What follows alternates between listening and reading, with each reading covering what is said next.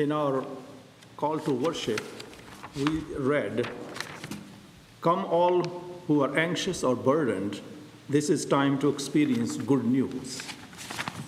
So the title of my sermon is Good News for Widows, Widowers, and Retirees. And this good news I gave in the beginning, not like what Pastor John does here often in his, he gives the good news at the end of the worship service, end of his sermon. I give you it right at the start.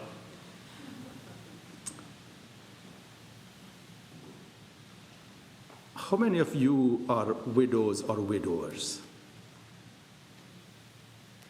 Quite few, yes.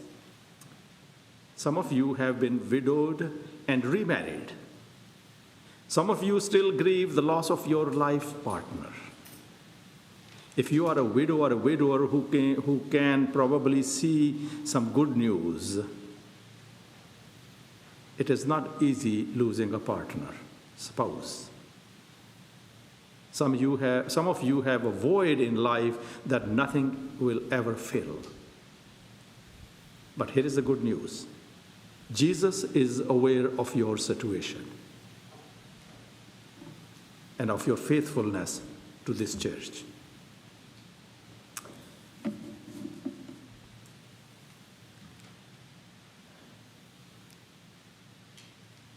Not working. On, oh, fire. I thought it was always on. Second is infecting the congregation with the top givers' faith. It's a faith story. Thank you.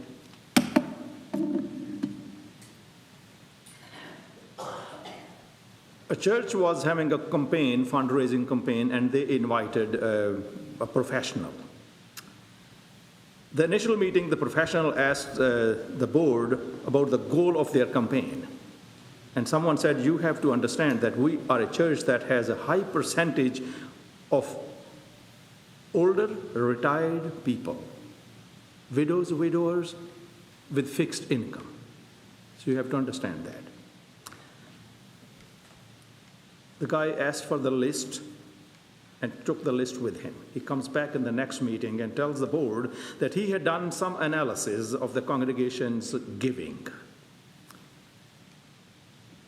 He said, please note the majority of your top 50 contributors are widows, widowers, and retirees with fixed income, okay?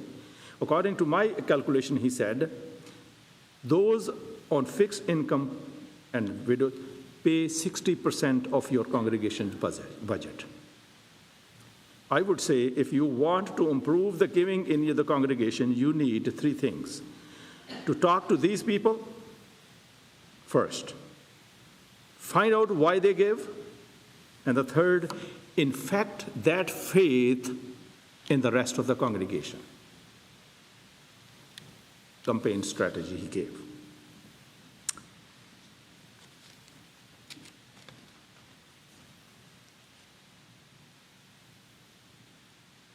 Story comes to my mind of a pastor whose brother was a multi-millionaire. And this is regarding this Bible story. In his brother's sitting, he called him in the congregation a miser. Because he could give, though he was giving a lot, but he said he could give much more. And then he highlighted a woman sitting there, a widow sitting there, who was contributing a lot, though she was on a fixed income. Well, as the effect of that, brother went home.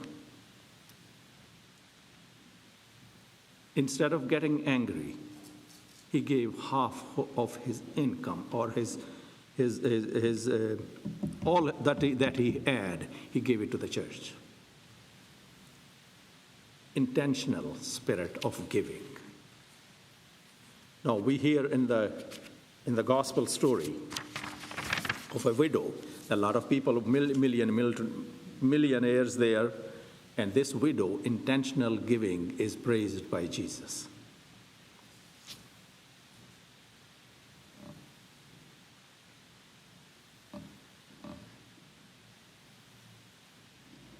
Widow's giving in the gospel story has inspired a lot of people. The story is a story of extraordinary faith and commitment. The widow in the Bible, actually, I'm thinking of you, the widows here and widowers here and over there and in our country and all over the world. They're different. Widows and widowers here, we have some advantages, especially in biblical times. They didn't have social security.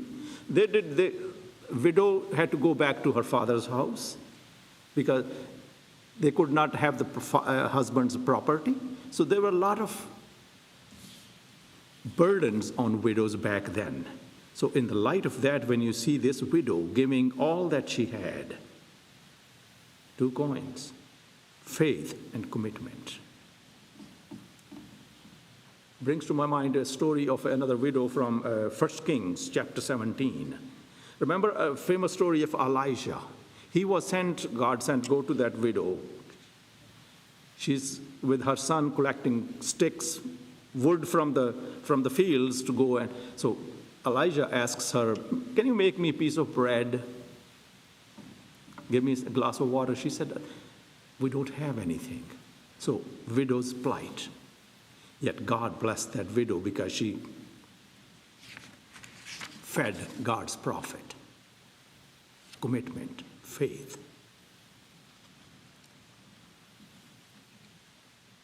Naomi's story that we heard is again of faith, commitment on Ruth's part, and faith.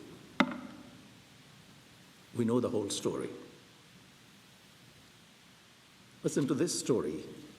This is a lady elderly lady, fell down,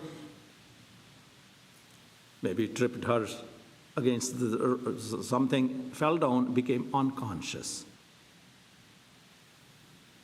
There happened to be medical emergency EMT person there, and he called the ambulance right away. Ambulance came, and by then, actually, the lady had come to her consciousness. She called for her daughter. She said, daughter, come over. And people thought maybe she's going to tell her her final wish, final words. What did she say? Can you guess what she said to her daughter in her ear? My offering is in my purse.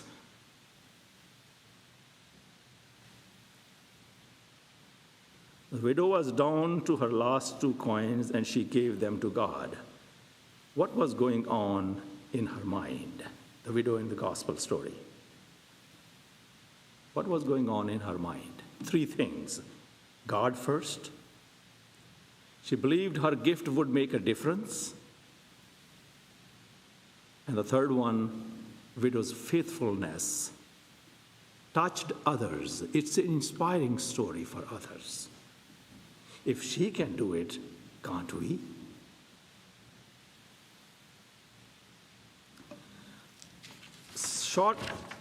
Shortness of time makes me cut my sermon short. So, question for us. Are we a small giver?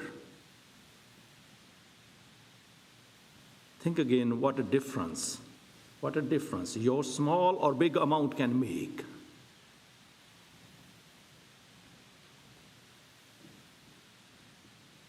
A little goes long way. This widow that we heard the story of made her gift God first in her life. That's important. She knew that her little giving would make a difference, and she touched many lives.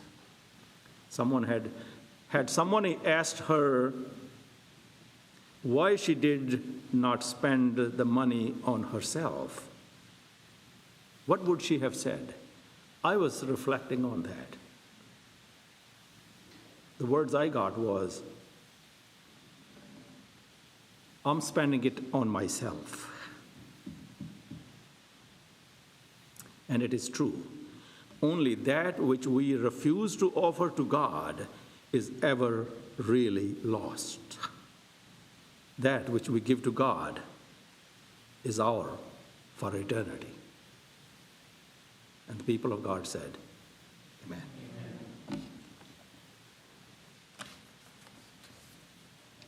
Offertory invitation. We are privileged to contribute of our abundance that the Christian message might be proclaimed among us and to our children.